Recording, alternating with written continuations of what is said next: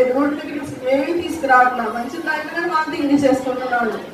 ఆ రోజు సాయంత్రం దాకా అంతే ఉన్నాం. ఇంకా టైం వేసి ఇంకా మళ్ళీ ఎప్పుడు తీసుకెళ్ళి హాస్పిటల్కి తీసుకొని వెళ్తే ఆయన పిల్లల బాబు చాలా డల్ అయిపోయాడమ్మా, సెలైన్ పెట్టాలి అని చెప్పారు. సరే అని చెప్పి ఇంకా ఆ రోజు నైట్ మొత్తం ఇంకా అక్కడే ఉన్నాము. ఆ తర్వాత రోజు సాయంత్రం దాకా కూడా అక్కడే ఉన్నాము. ఆ తర్వాత రోజు కూడా ఒక పొద్దున కూడా ఒక ఇడ్లీయే తిన్నాడు. ప్రభా ఏం అసలు అబ్బాయి ఏం తినట్లేదు, అసలు ఏం నోట్లోకి వెళ్ళట్లేదు, ఏందయ్యా అసలు చెప్పాను. ప్రార్థన చేసుకుంటానే ఉన్నాను ఆ రోజు మొత్తము. ఆ రోజు కొంచెం మధ్యాహ్నం నుంచి కొంచెం తింటాం మొదలు పెట్టాడు.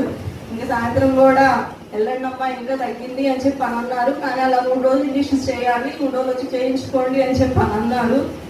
దేవుడు ఆ బిడ్డ జీవితంలో చిన్నప్పటి నుంచి ఏదో ఒక శ్రమలు చిన్నప్పటి నుంచి వస్తానే ఉన్నాయి. కానీ వాటన్నిటిని జయకరంగా ఎదుర్కొని ఆయన సన్నిధానం నడిపిస్తున్నాడు ఆ బిడ్డని.